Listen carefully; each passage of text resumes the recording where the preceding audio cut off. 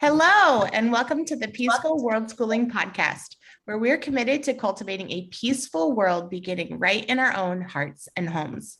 My name is Angela Harders, and I'm a special education teacher, gentle parenting author, and proud worldschooling mother to two amazing children. Sophia, who you met last episode, she's 7 years old, and my son Benjamin, who is 3.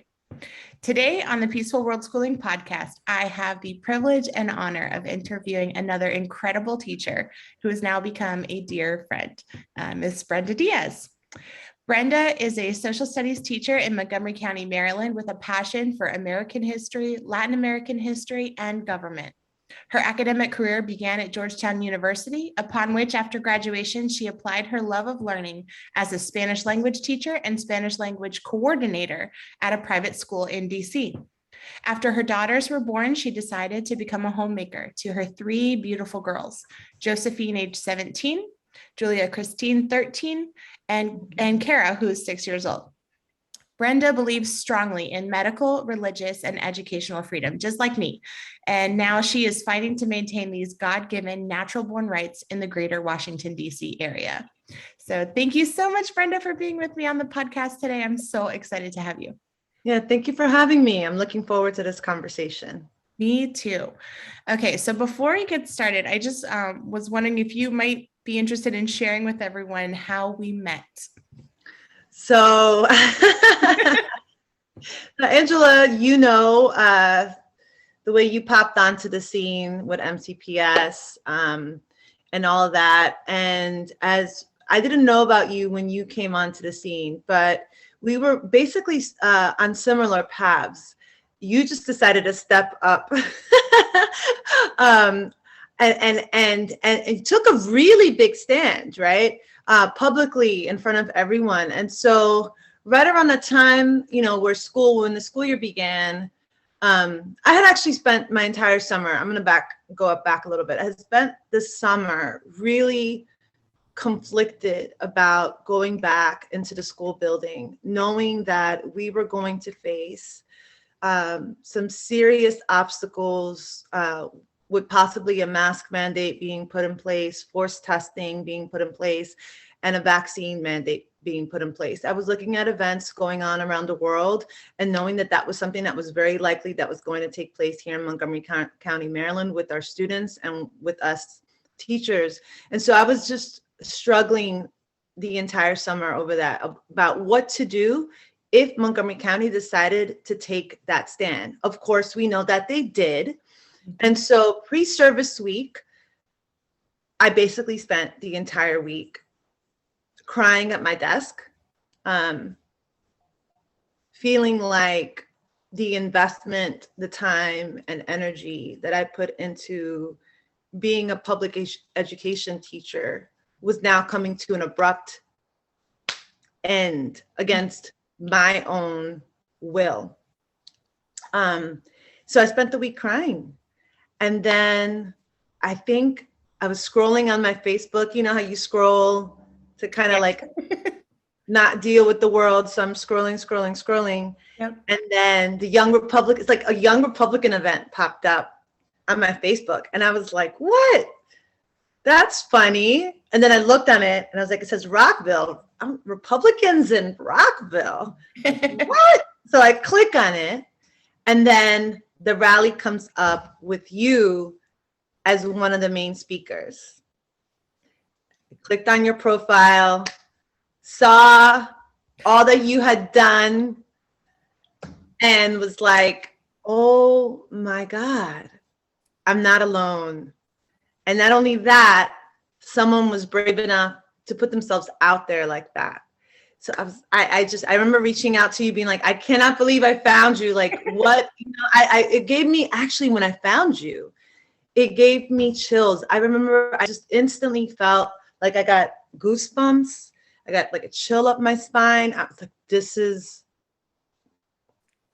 where I need to go. I reached out to you. I went to the church that you attend that Sunday. The conversations that I had with the people there, with you, really set me on my path of being a person of integrity and standing for what I know is right. Not even what I believe. I don't want to even use the word believe, for what I know is right, which is academic freedom, educational freedom, medical freedom, and religious freedom. So I walked in the first day. Well, that's the whole thing, but that's how we met, right? Like just hearing your story and being like, okay, I can do this. Someone else did it. I can do it too. So it was a very sudden, introduction, but very necessary. Very necessary. And now I'm, it's. And I remember seeing you. I remember meeting you for the first time at church, and just being able to talk and share about our similar experiences and our similar feelings, and just knowing in our gut that, at the end, it wasn't about the masks. It was never about the masks. It's about the control and the force and the coercion and the threats. And we could see all these things that were going to be coming down the line. And I remember just seeing kind of that internal conflict in you, but you had such resolve and such conviction that you knew the right thing to do. And so would you mind sharing with us about what that was like when you finally decided to take that stand, and not just stay with the belief of what is right, but you took actions that were consistent with that belief? Right. So oh God. So that first week of school, I went in and it's like, how am I going to even present myself to my students? That was a really big deal for me. Like, I can't just come in without a mask on and teaching as if, because I was definitely an anomaly in the building. Okay. Daring to even teach without a mask on. Like, I knew that was going to be something that everyone all of my students were going to see, that they were going to notice. So I had to talk to them about it in a way that focused on freedom and focused on love, without getting into the politics, without getting into any of that. And so the week started off with me walking into the building. Well, this is my little protest. I actually have never worn a real mask in the building. I've only worn just a very thin scarf around my face. It was like my little, no, you're not making me wear a mask. I'm just going to wear this little thing on my face that was very see-through. So I walked into the building with that on my face the first day, had my quotes on the board talking about, you are beautiful, you are powerful, you are free, you are loved, talking to my students about the patterns that we were going to see, because this year they assigned me modern world history. So I went into, we are going to study the patterns, because if you study the patterns, you will see that they are trying to take away your love. They are trying to take away your freedom. They are trying to take away your beauty. They are trying to take away your power. Let's analyze that from this lens. We're going to look at history from that lens of beauty, power, love, and freedom. My students were like, holy smokes. And I'm like, and this is why I'm in front of you right now, the anomaly in the building. That was day one. And my students were like, what did we just walk into? But they loved it. And you could feel the energy. It was unfortunately, because when you're masked, you can't see people's reactions. But as teachers, we work with energy. I really believe in this. We work with energy. We have to be able to motivate and flow the energy a certain way. But I could feel the energy rise. I could feel it. And I was like, oh, this is good. Second day I went in, same thing. I don't really remember the order of events. I think it was on Wednesday when I had my first confrontation with a teacher. And Wednesday was the day that I decided that I wasn't just going to walk in unmasked in my classroom, but that I was going to be unmasked in the hallways. Wow.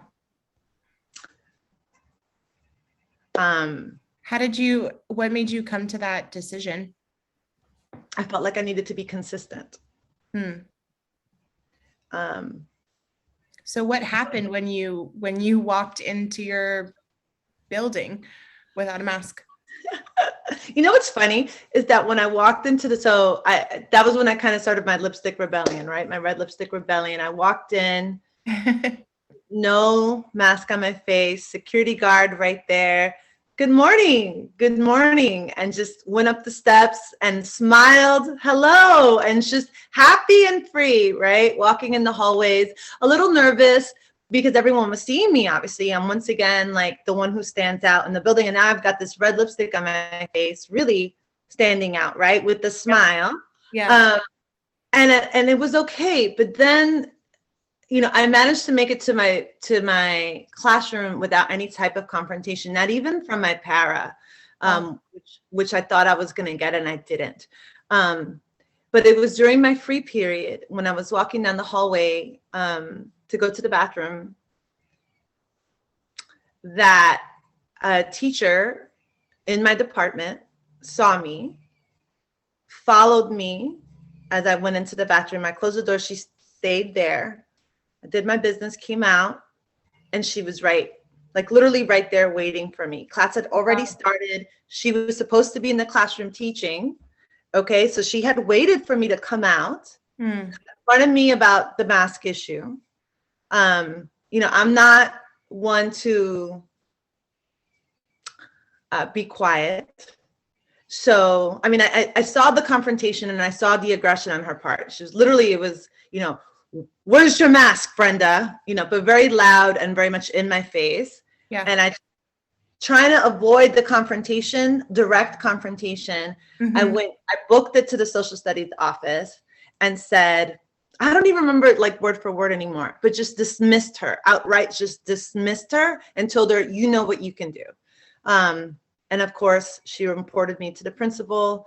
And from there, I had a conversation with the assistant principal. I took the next day off. I took Thursday off because I was in so much stress and I didn't really know what I wanted to do. Yeah.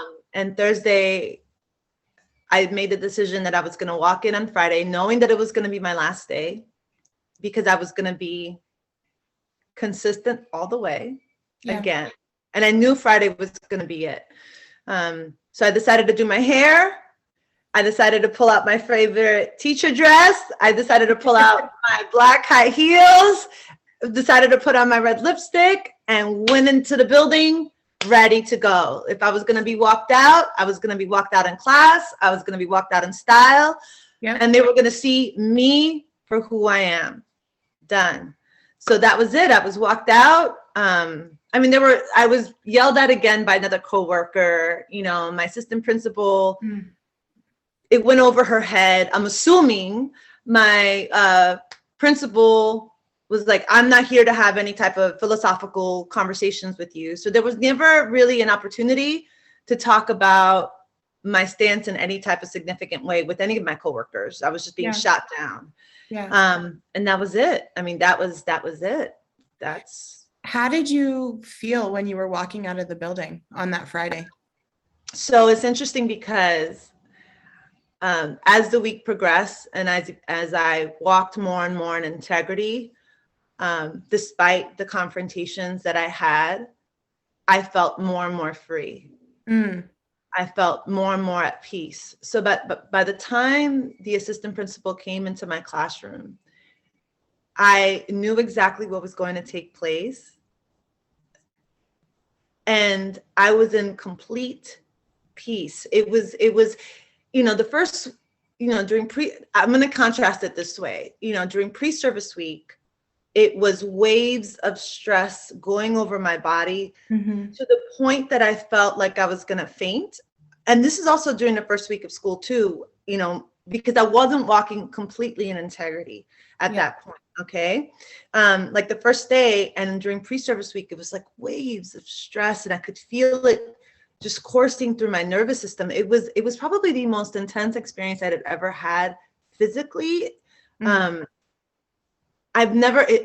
was very powerful, but then the opposite happened when I walked out of the building. I thought I was going to cry. I thought it was going to be like this dramatic event in my life, And instead what happened was peace. Yes. And like, as if I was being blessed, anointed with peace throughout my body. And I was not afraid.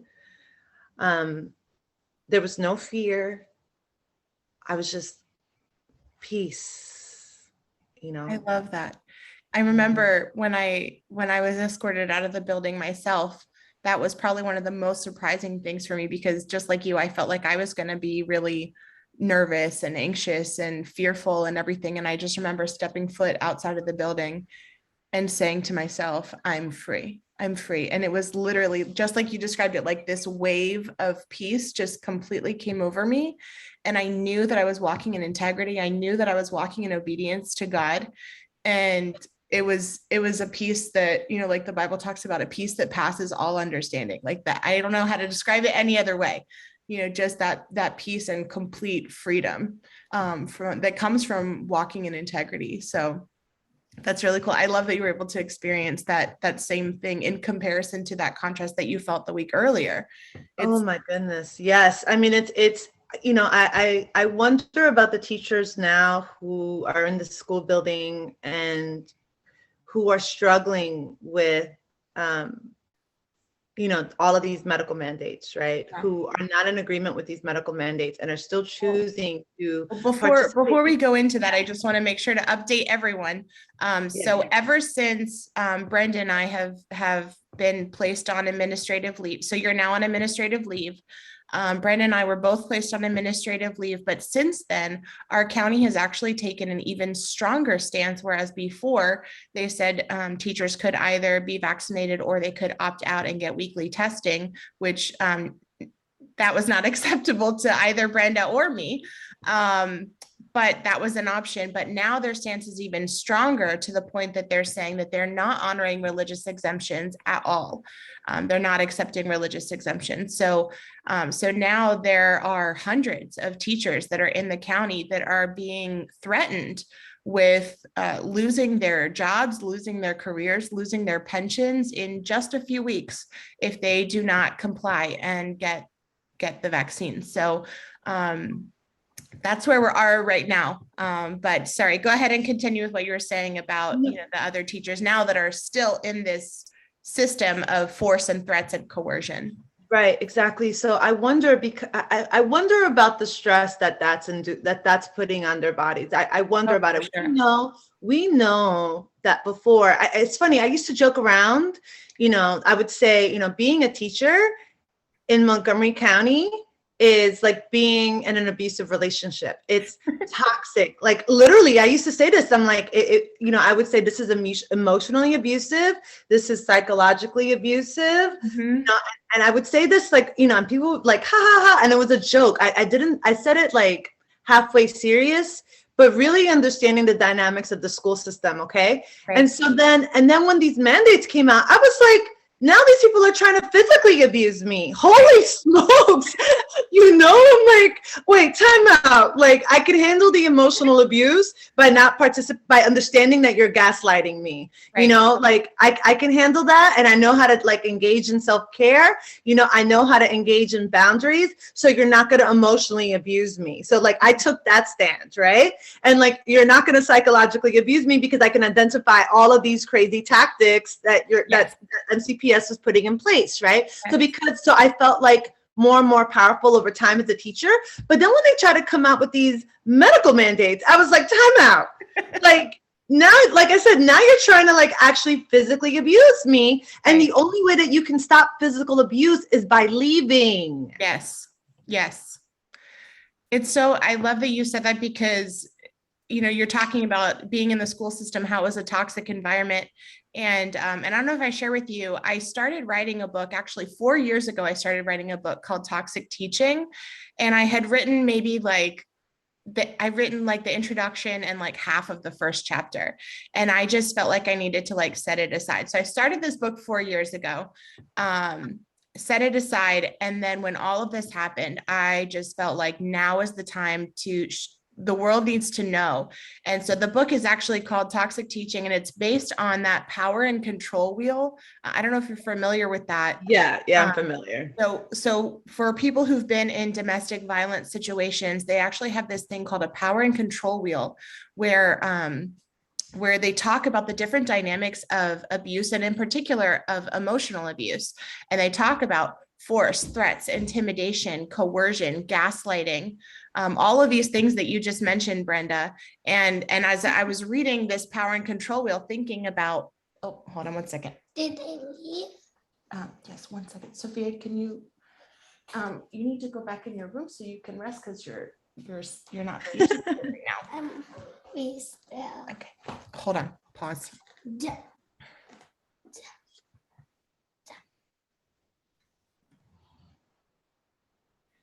Okay, so sorry for that brief interruption. But anyway, so we're talking about the power and control wheel and how it talks about, in domestic violence situations that there are these different elements that help to identify, domestic violence situations. And we talked about force, control, threats, coercion, gaslighting, like you mentioned, manipulation, isolation, all these different things. And so anyway, so I've been working on writing that book, and actually I'm hoping to have it published by the end of the month. So that's my goal, but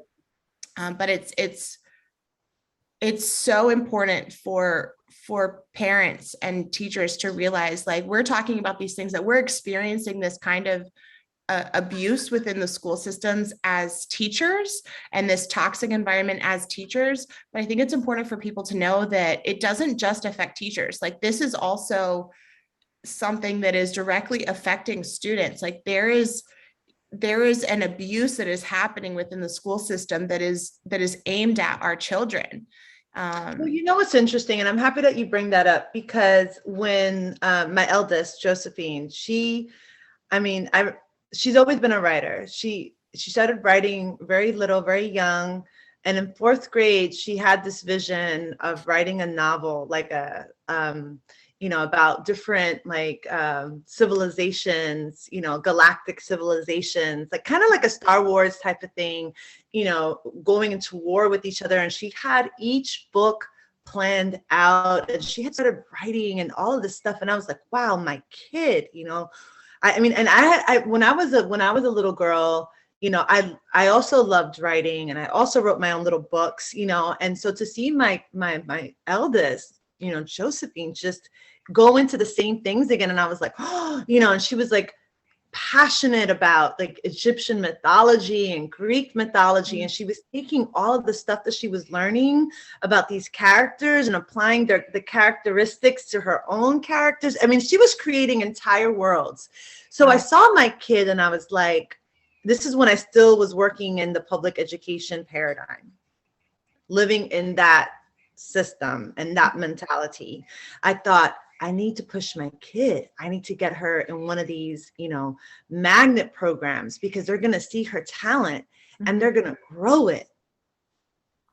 No, the exact opposite took place. Oh, wow. What we did was put deadlines on my kid. And I understand deadlines are important, but they put deadlines on my kid with punishments in place that eventually caused her so much anxiety that she stopped writing of her own accord. Like, she just was like, I cannot continue. She was like, I don't want to write for anyone. I don't want to even write for myself.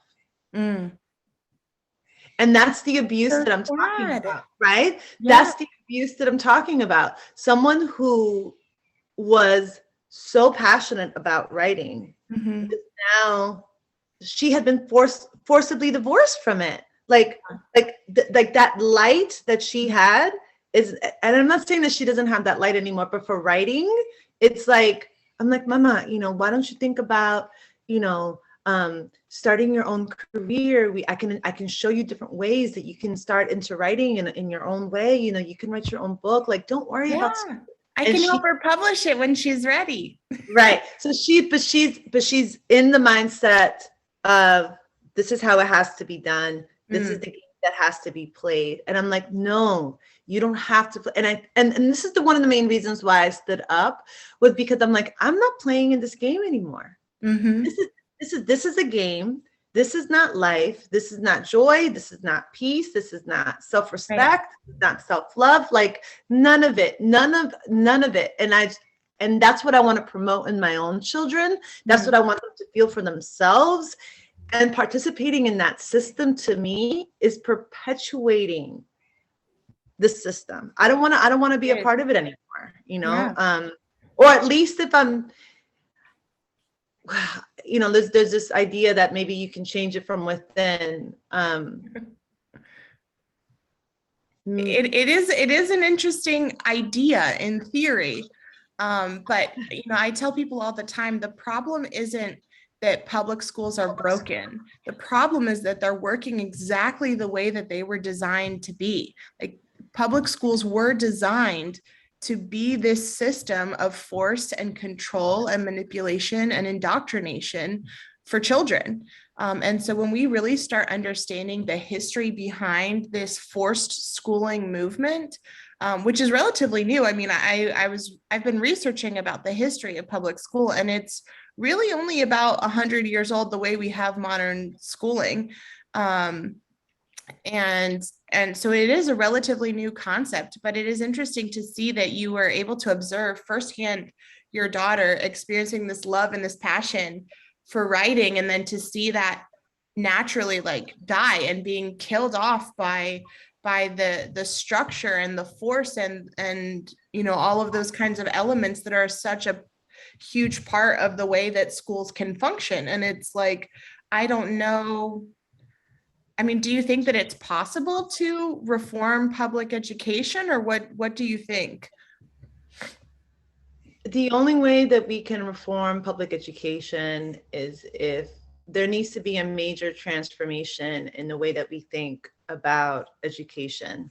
There needs to be a major, and that needs to be a major transformation that takes place in the hearts and the minds of teachers, and in the hearts and the minds of parents more than anything. You know, the problem is that the way things are structured right now, people tend to believe that this is how it's always been.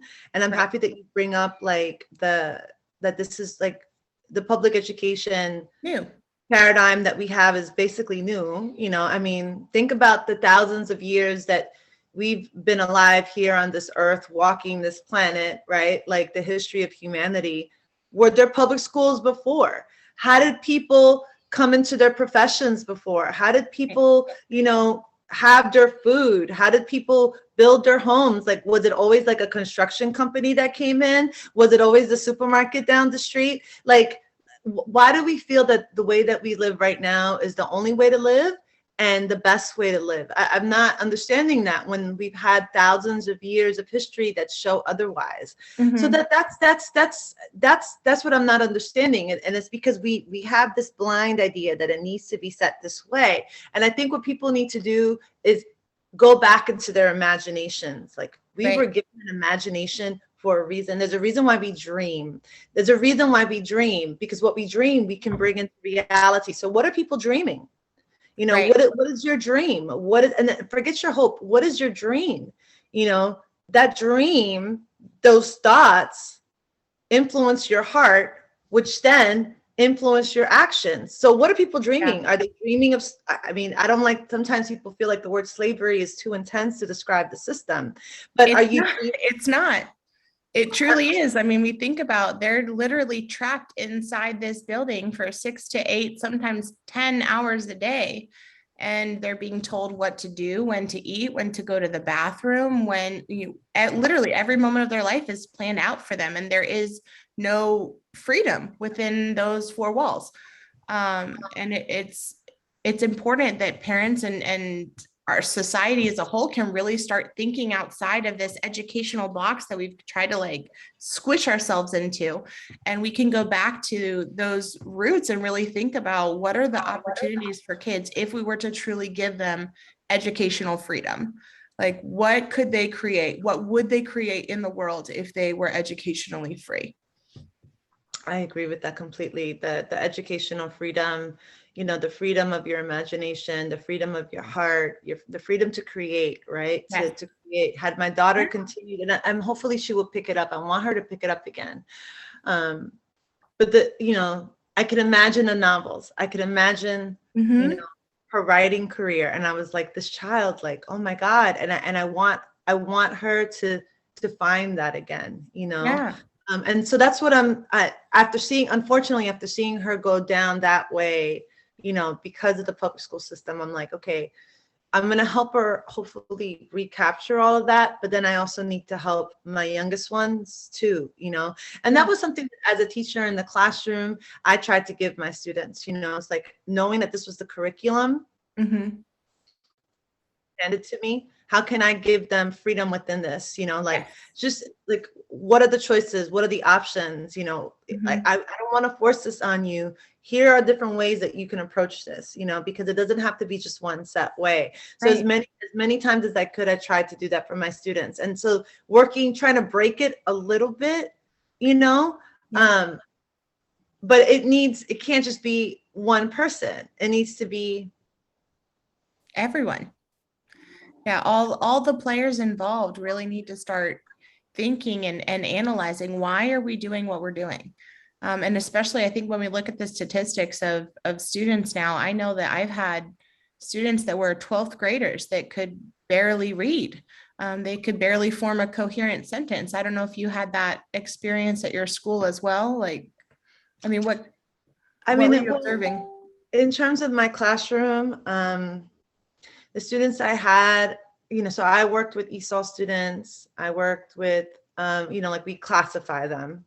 That's another thing I have a problem with, but worked my ESOL students on level honors. And at one point I did AP, but that was as a long-term sub.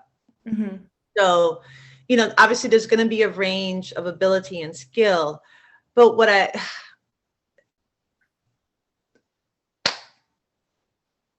yes, I noticed very similar things in many of my students, who are not at the honors level. Like, there's no reason, why, even at like the on level part of it, and I blame a lot of that on the fact that they have been so controlled that they don't, like, tell me what to do was always the thing. Tell me what to write. Tell me what to say. And I'm like, I've given you a framework. No, I want you to tell me, is this the right thing to think? Well, what's your opinion?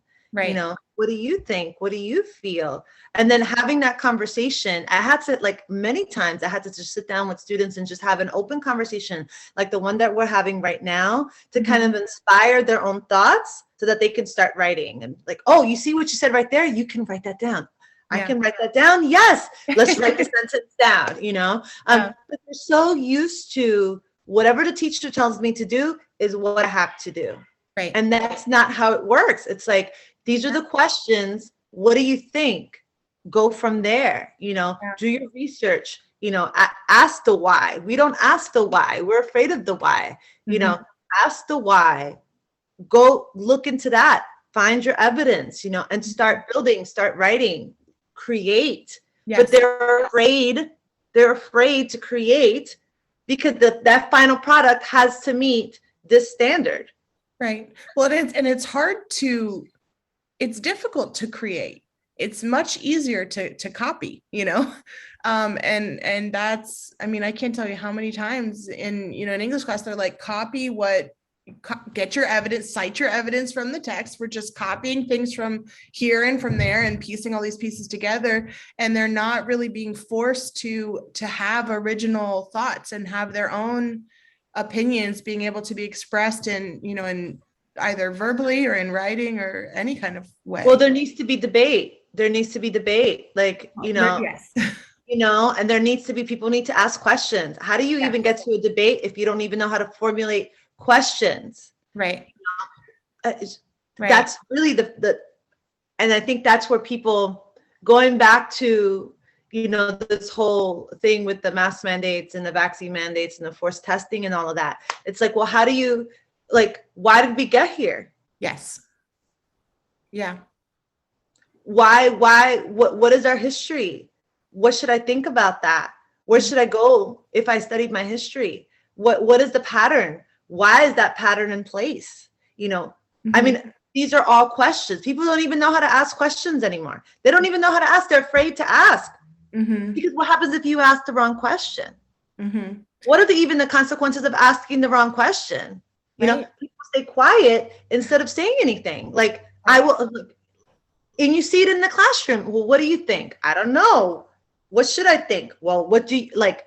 You have an idea, you have a mind, you have a soul, and just even that, just even the basics of it. So you can see even at even with children in our public school system, it's magnified obviously in the adult world. That's why we are experiencing what we're experiencing. People are afraid to ask.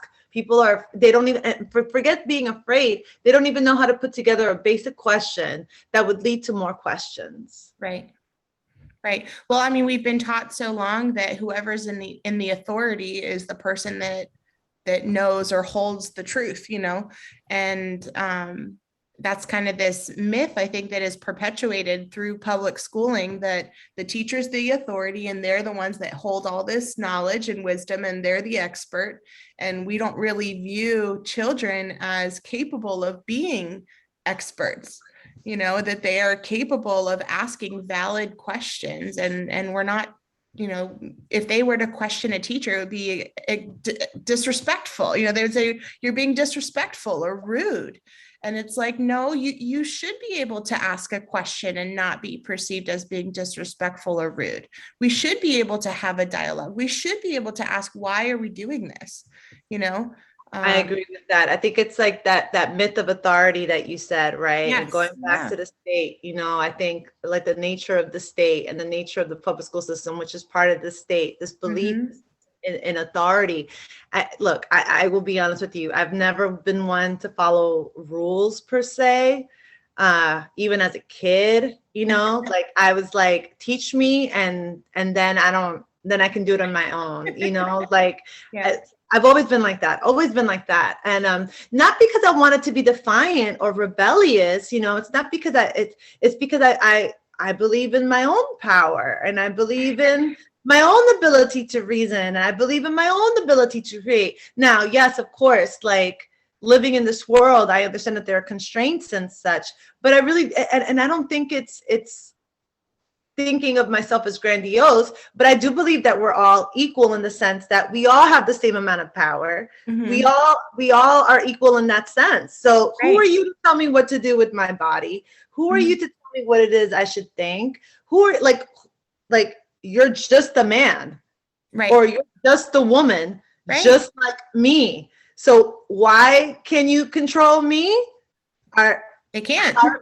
That work? No, you can't. And if you try to use force against me to try to control me, whatever that force or coercion may be, that's not gonna fly with me. Like, I'm not gonna go along with that. Now, if you come to me and you reason with me and you show me the evidence, in an open and honest and transparent way that hasn't been manipulated, okay, then we can move on and I can maybe go down that route. So I'm not a rebellious person. What I am is skeptical of authority, right? You and I are, especially as a government teacher and a world history teacher, I think you have more reason than anyone to understand why we have a reason to be skeptical of authority, because you teach every day children about the atrocities that have been committed in the name of government, in the name of authority.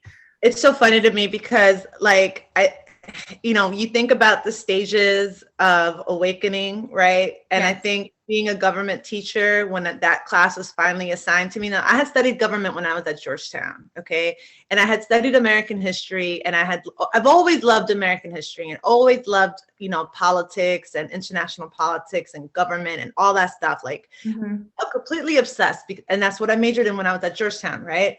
So obviously, if you read and you study, you're like, wow, that's crazy. This country did this, this country did that. And you're like, whoa, like the Trail of Tears, for example, or like the Civil War. You think about these things and you blame it on you don't even blame it on government. When you're in it, you blame it on the country, as if the civilians are the ones who are inflicting this. And then you think about it.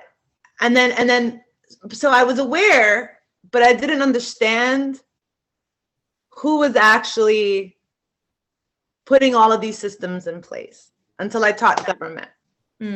And when I taught government, I was like, well, this should be easy. I know my Constitution. And then you start, as you know, because I've researched, I just don't teach whatever curriculum they tell me to teach. Okay. Right. Here's your script. Go follow it. I'm like, well, let's dig into the script, you know? And in doing my own research, I'm like, holy smokes, they're really, and I had thought this before, and I was like, there's been an erosion of freedom over time. And I've talked about this with family and friends. Oh, you're making this up. That's not really how it is. But then you actually read the articles, and then you actually see it in the laws, and you're like, oh my God, literally that's where it is. And so I remember teaching my students about the Fourth Amendment, you know, teaching about, I'm like, just basic stuff like they can't go into your phone, you know, actually can the police actually go into your phone? Yes, they can. If you have the Face ID, I think I told you about this, you know, they can go into your phone if you have the Face ID and it's not a violation of your privacy or your like it. No, they can totally do it. Insane. It's wild and it's adequate. And I remember teaching my students this, and my students were like, what? I mean, there were so many things that I uncovered over time as a government teacher. Mm-hmm. And then getting into conversations with one of my really good friends out in Denver about the nature of the state. I'm like, well, why is this happening? Why is that happening? And then I taught modern world history. And of course, we know about the atrocities, but then you learn about the propaganda and how these atrocities are able to happen. Yeah. And you see it. You see the nature of the state and you go, this is about power. This is about force. This is about coercion. This is about control. Yes. And the idea that this small group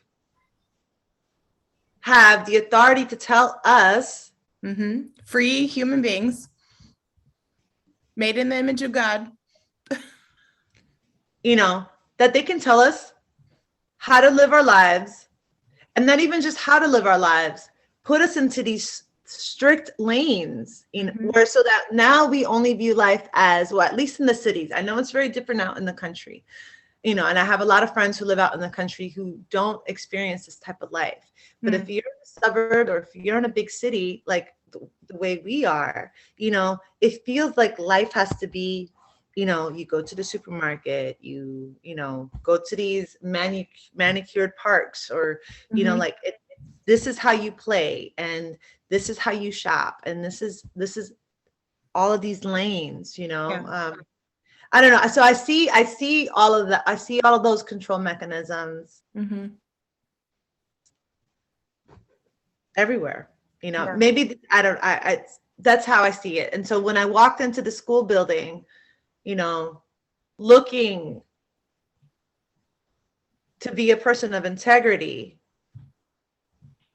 it was to free myself, right? I don't know. You don't get to tell me that I have to put something over my face. You know, I'm a free, sovereign human being with these God-given rights that you cannot take away. You know, when I walked into the school, I mean, I want to declare my freedom, and with freedom comes responsibility, as they say, you know, and ready to take on that responsibility, ready, very much so, to take on that responsibility. It's a lot, but I would rather have the responsibility of freedom than the stress and the coercion, the stress of being under coercion and under control. Like, this is where I want to be on this side. This is where I want to be. This is where I want to live. This is where I am. And I'm going to do everything I can to preserve being on this side. What a powerful statement. That's beautiful. So I know that you and I are free at this point. We're free from that abusive relationship. What would you want to say to the other teachers and students that are still trapped in that system?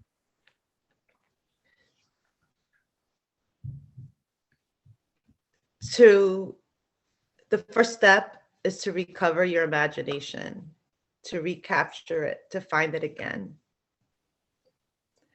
So if you can imagine a world where you are free, what would that look like? How would you build it?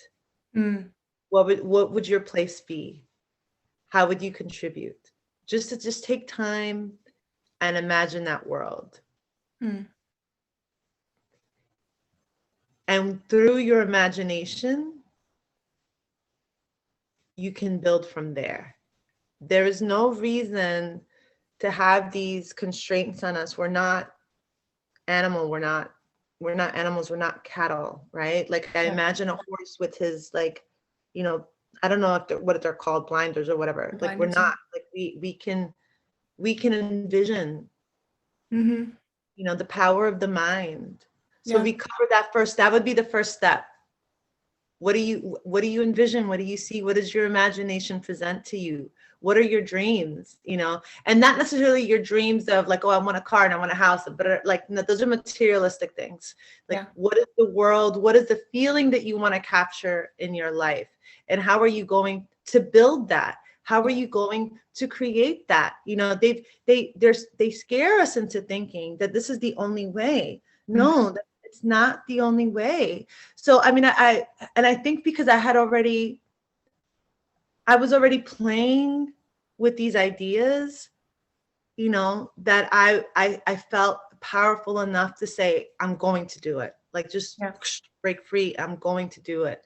But I think even their imaginations have been stunted, you know? And so how do you recapture that, you know? So to recapture the imagination, recover your imagination, recover your dreams, like go back into that place when you were even a child playing like all the you know, with your dolls and creating all these imaginary worlds, you know? I mean, it's go to that place and then build from there. You know, take the steps to build from there. You know, it's not easy. I mean, you and I both know this is not easy. I'm a week behind you, I think, you know, so I don't know how many weeks you have. I think I'm week 3 or 4. October 3rd will be a month. Yeah, we've been in this. We've been in this for a while.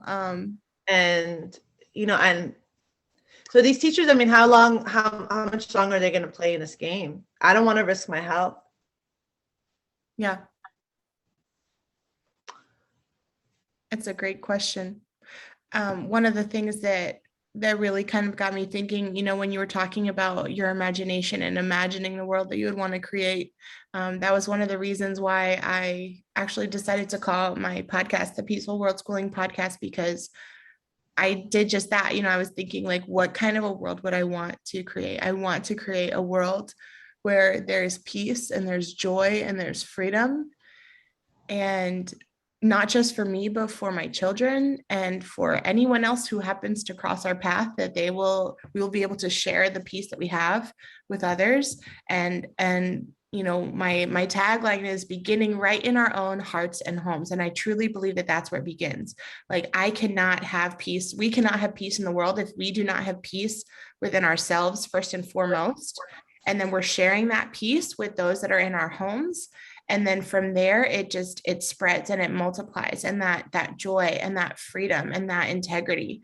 And so I think like that's where people really need to start thinking, as you said, going back to their own hearts and their own passions and their own dreams of what they want to create in the world, and the actions that they're going to take that will be in integrity and consistent with that.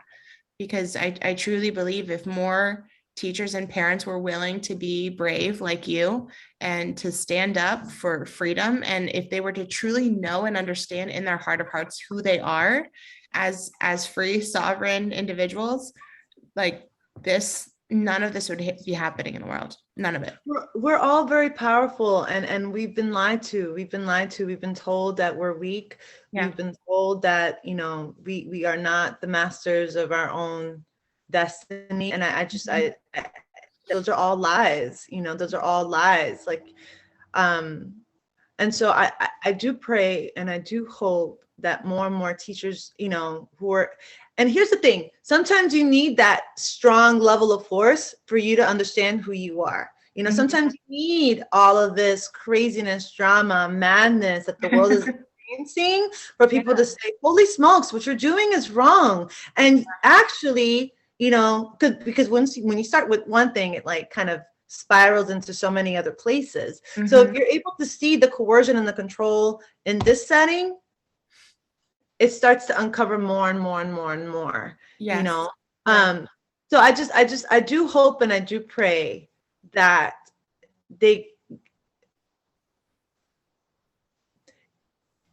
that the mind is set free, that the mind is set free, that the heart is set free, that's what I want for my coworkers.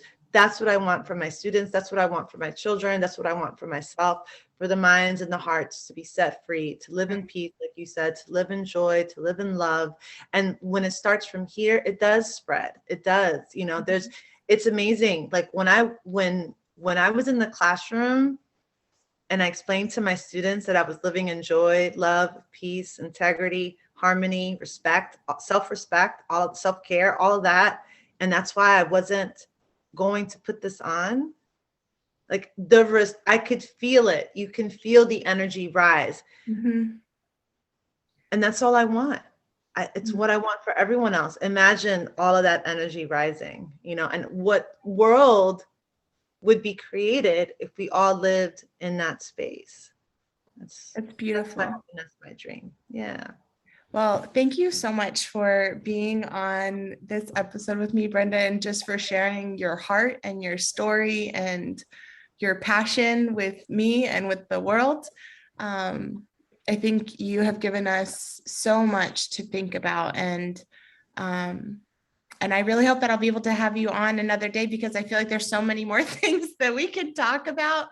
I do want to let people know Brenda is in transition. You know, as she mentioned, she's leaving the public school system and she is working now to create something new, to create that kind of world that she just talked about. And so you do have a Give, Send, Go, right? I do. Okay. It's Give, Send, Go. I think it's Freedom Pod. Yeah. Freedom Pod. Right. So Brenda's going to be creating a new world, a new space where she's able to share freedom and love and light and peace with the people that cross her path. And so if you would be willing to contribute to her and support her, whether that be through prayer or through finances, I know that would be a real blessing for her. So I will make sure that I include the link to her Give, Send, Go in the show notes, as well as in the description. So you can feel free to support her in that way as she starts this new adventure, this new journey. And Brenda, I'll make sure that I include other ways that people can connect with you. I don't know if you're on social media. I know you're on Facebook. Are you yeah. Instagram too, or? I am, but I'm not very active on Instagram. I need to start. I need to be like more established.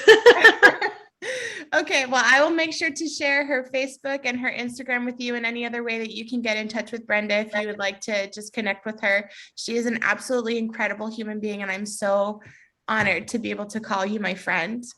Sorry,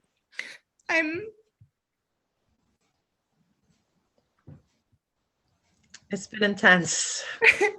We've been through a lot this last month, and I cannot imagine going through it without you.